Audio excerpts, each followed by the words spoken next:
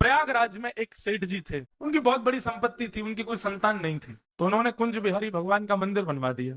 दोनों पति पत्नी मिलकर के कुंज बिहारी भगवान की सेवा करते, उन्हीं को ही अपना पुत्र मानते थे। विश्वास कितना प्रबल होता है देखो, बिल्कुल सत्य घटना है और ज्यादा 50-60 साल पुरानी घटना है। कुंज बिहारी भगवान को ही अपना पुत्र मानते थे। गांव के लोगों ने सेठ जी से एक दिन कहा कि भैया तुम्हारी इतनी संपत्ति, इतना व्यापार, इतना सब कुछ, तुम्हारा बड़ा वैभव है गांव में, कोई बालक गोद ही ले लो, उसके नाम सब कर जाना।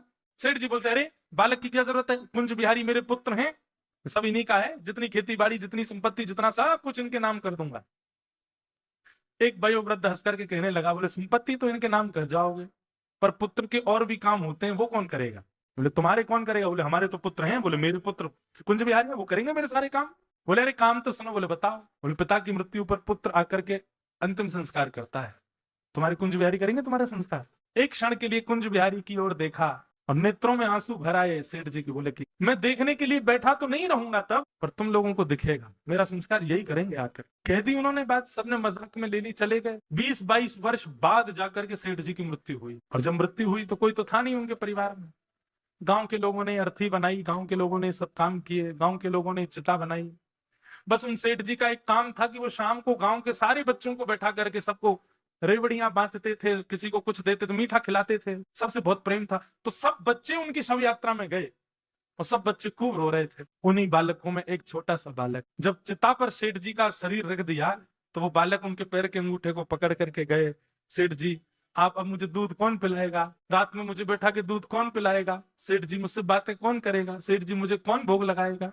गांव के लोग बोले, सेठ जी का बच्चों से बड़ा प्रेम है, भैया एक काम करो, इन्हीं बालकों में किसी से अंतिम संस्कार करवा दो सेठ जी का।